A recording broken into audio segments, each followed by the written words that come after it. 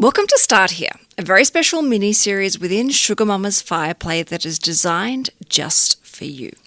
This is your safe space where you can ask me questions. You can share your financial challenges and decisions, and together we can hopefully break through any of your fears or mental blocks that are holding you back from simply getting started. Whether you're feeling overwhelmed, you've got analysis paralysis, or you're simply unsure where to begin to get started, this is the perfect series that will help guide you with honest, practical, and empowering advice so that you make the first step towards having financial clarity and confidence in your life. Here's how it works. Simply send me a DM on Instagram at SugarMamaTV or at Canna Campbell Official. Introduce yourself and let me know what you need general advice on. And in every single episode, I promise to inspire you, but most importantly, educate you and empower you to start thinking critically, take action, and start moving in the right direction with your financial future. So let's get started.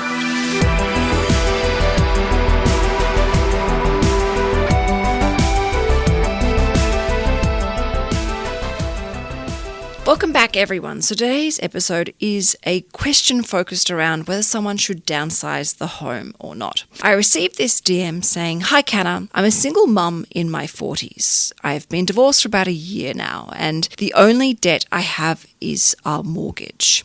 Over the last year or so, I've been focusing on rebuilding my career after working part-time, being self-employed as I raised some young children. I'm actually earning good money, but because I worked for myself part-time, I have barely anything in superannuation. But that's not what worries me. It's the mortgage. Whilst I'm able to meet the mortgage repayments each month, I feel that after I've paid for the kids, the rising cost of living, there is absolutely nothing left. There is nothing left for family holidays, for any type of luxury, any type of adventure. And it's really starting to get to me. I'm starting to feel tired and burnt out.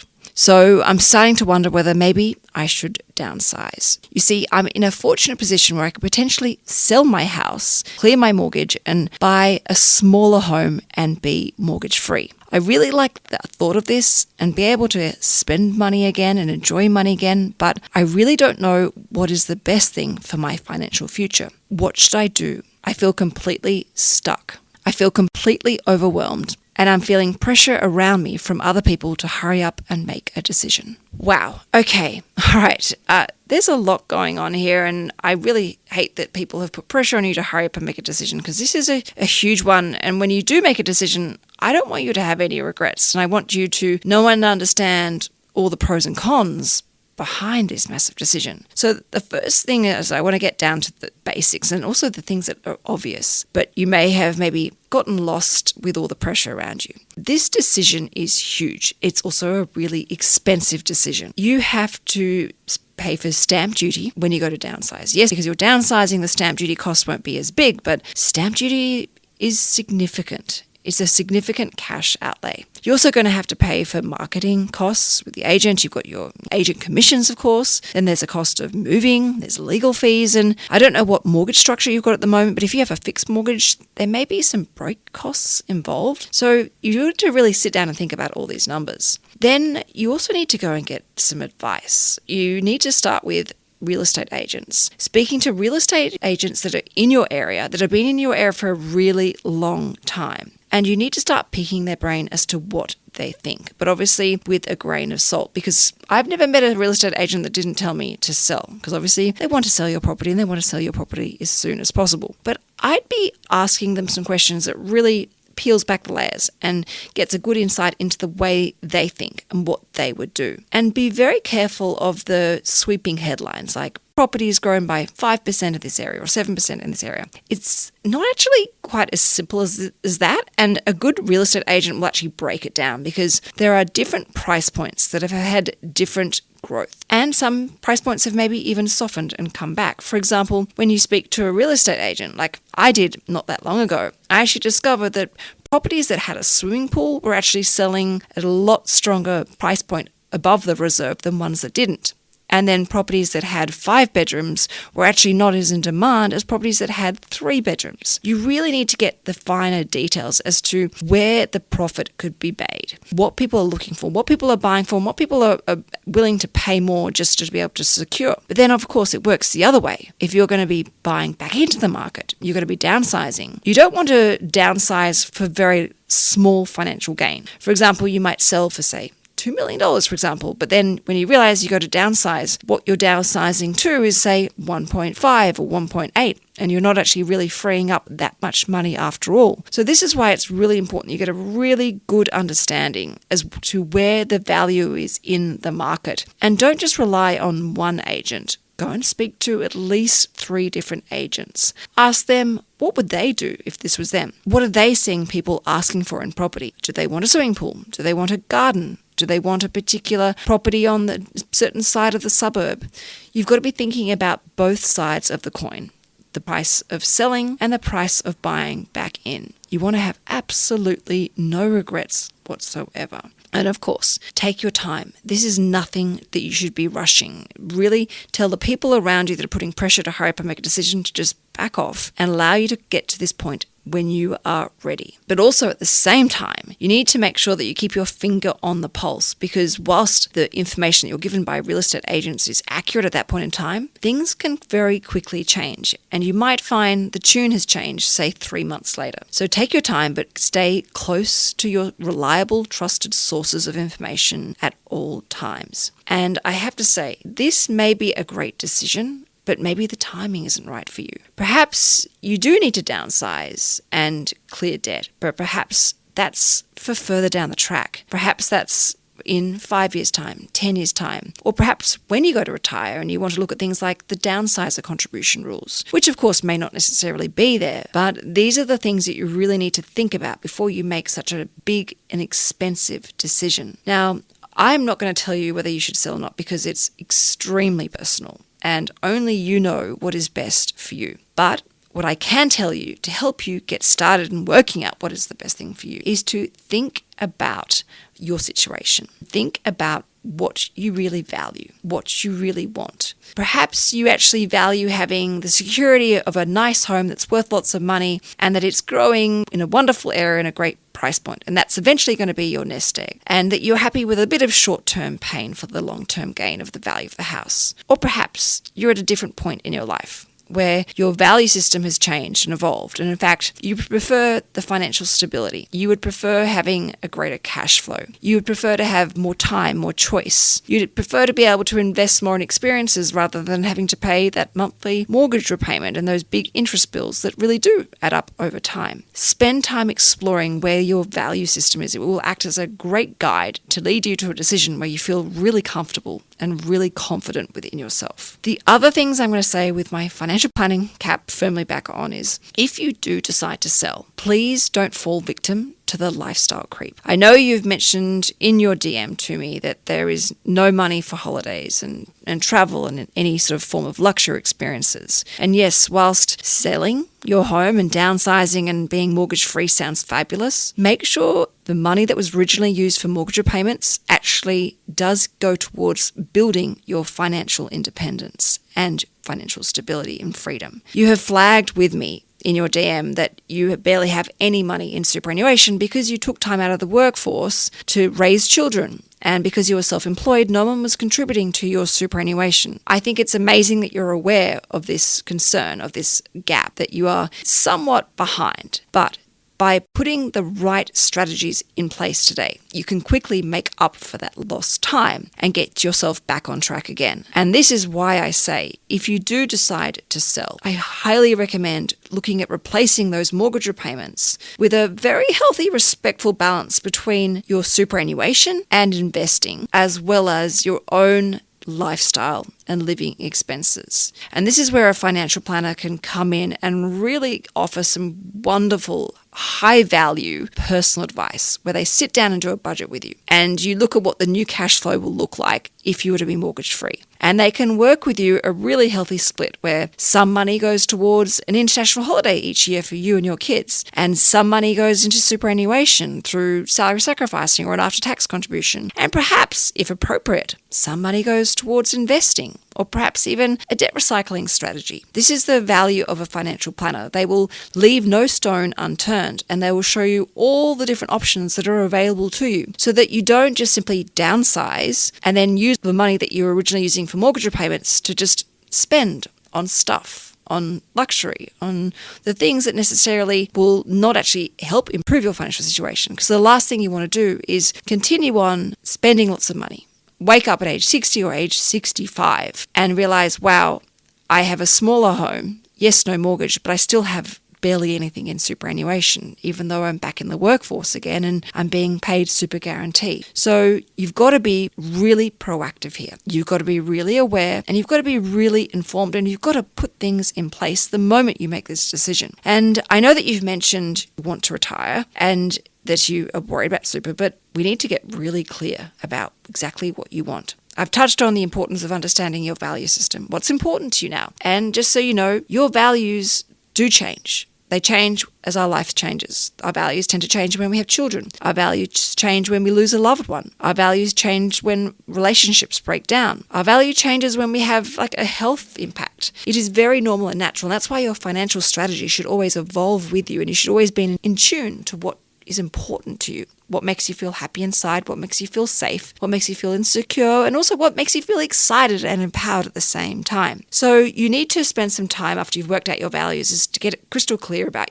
what you want financially. How much do you want to be able to retire on per annum? $100,000, $200,000, or maybe $80,000. And a great place to start is by looking at your budget, your living expenses. How much money do you need today to be able to survive? And of course, when do you want to retire? You mentioned you're in your 40s. Now, do you see yourself retiring mid-50s or when you're 60? Or perhaps you love your new career and you love that you're building a career and you actually see yourself working up to, say, age 65 or even beyond that point. These are the bits of information that you really need to know about yourself in order to make great decisions that come with no regret and fill you with confidence and pride and joy. Now, to give you some examples when you think, oh my gosh, I don't even know when, how much I'm going to be able to retire on or what I should really be wanting for, but here's some figures just to use as a guide. Assuming that you want to retire on, say, $140,000 per annum, and you see yourself, and this is in today's dollars, by the way, and inflation is around, say, 2.5%, and you want that retirement income to keep up with inflation when you're retired, of course, but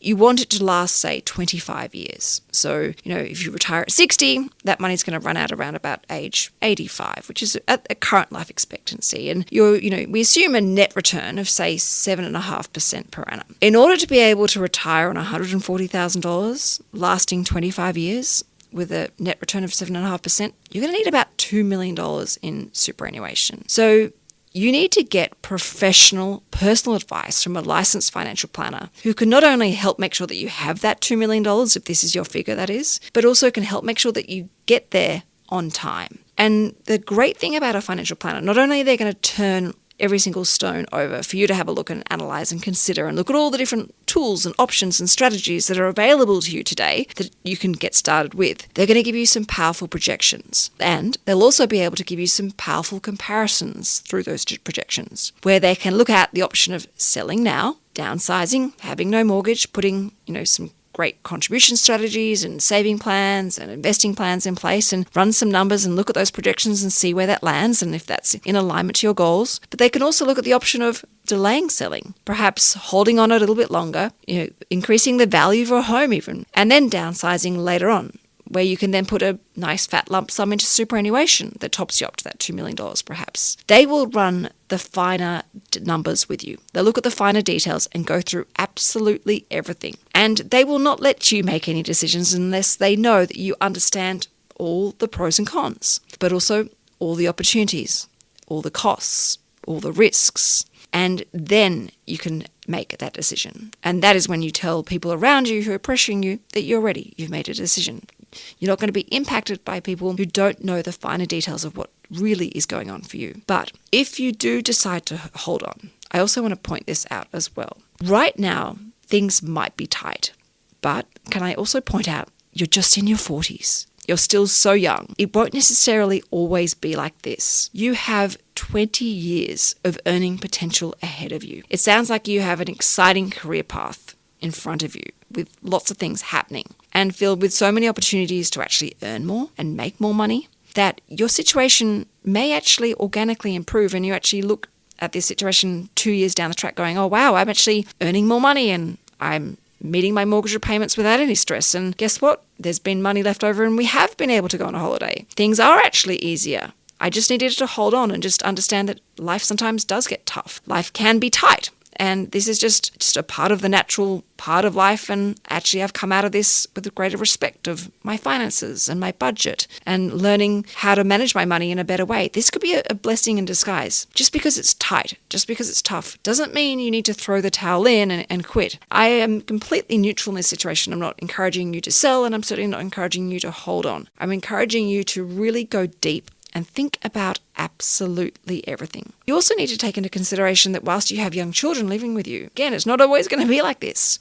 Kids are expensive. We all know that. Education costs, just to feed children can be expensive. Eventually, they're going to move out and they're going to be financially independent. And that's going to also free up more money. And perhaps that's the money that pays off the rest of your mortgage. Perhaps that's the rest of the money that you put into superannuation. Who knows? You may look back and realize, wow, I'm so glad I didn't sell because I actually just did the work.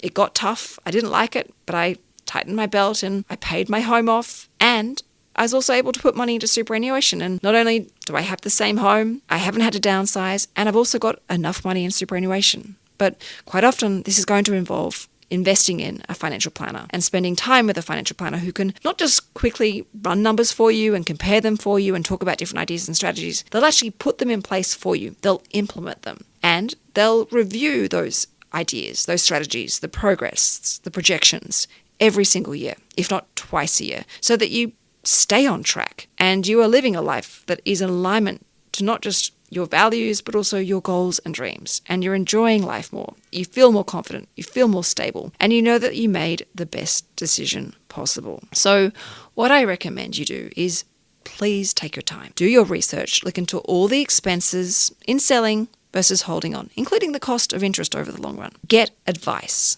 Speak to at least 3 different real estate agents that have a huge amount of experience and expertise in your area that you know and trust. Ask them what they would do rather than what they want you to do. As I said, I've never met a real estate agent that told me now is the worst time to sell. Of course, they want to sell your property. They're always going to say now's the best time to sell. I wouldn't delay. So take that with a grain of salt. Of course, go and speak to a financial planner.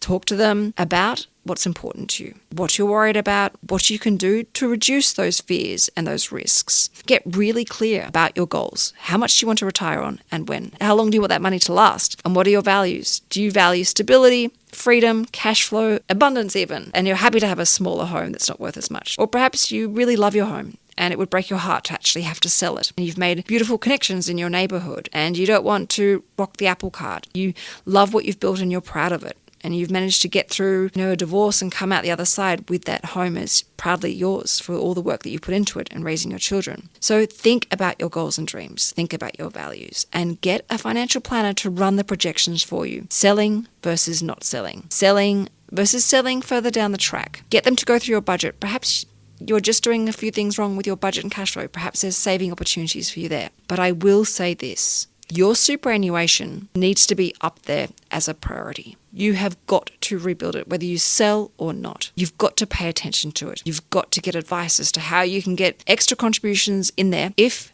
and how and when. What is the most tax-effective way? What is the most efficient? Also, get the financial planner to give you advice as to where it's invested. Make sure that that money is working for you. Superannuation is not a savings account. Your superannuation is an investment portfolio that is just locked away from temptation and for your long-term financial freedom and independence. So speak to them about the various different contribution strategies. And yes, making a salary sacrificing strategy or a contribution strategy may not be possible right now because you're just trying to keep your head above water with the mortgage. That is okay. That is perfectly understandable. But as I said, it may not necessarily be this way. You may be able to get a pay rise. You may get a new job. You may get a bonus. Make sure you use this money to your advantage. Don't just immediately go and spend it. And also get a financial planner to help you find a way to create balance in your life, where in your budget there's a regular savings plan. so that you can have those little luxuries that are important to you. You can afford to go on a holiday. You can have all those adventures and experiences that you are really feeling like you're missing out right now and craving, because they belong in your budget, but you just might need some professional help to go through your living expenses and find a way. Perhaps discover where some money's being wasted and can be redirected towards these things. And I will also touch on, finally, make sure your wealth is protected. You are a single mother. You are looking after young children. You have a mortgage. Make sure you have life cover. Make sure you have TPD cover. Make sure you've got an income protection, trauma cover. And again, this is where you need to go and speak to a financial planner and get some strategic advice that is proactive, has projections, allows you to accurately compare all the different options and all the different potential outcomes, and can offer as a great guide, mentor, and beacon of light as you try and navigate this stressful, overwhelming, and uncomfortable decision where I can sense a lot of pressure is being put on your shoulders right now. So promise me this. Whilst you go through all these things, you're going to put superannuation back at the top of your list, that you will pay attention to it, get advice, ensure it's invested, and talk to someone about rebuilding your super so that you quickly and easily make up for any lost time. In the meantime, thank you so much for being brave and open and vulnerable and sending this question into me as part of this Start Here mini-series. I'm incredibly grateful, so thank you. And to all the listeners right now, if you have any questions at all or anything you'd like to contribute to this particular listener's situation, please feel free to share this as you leave me a rating and review. And again, anyone that has a question, please feel free to reach out directly to me on Instagram at SugarMamaTV or Canna Campbell Official. All right, everyone, thank you for listening. I'll see you next week. Ciao for now.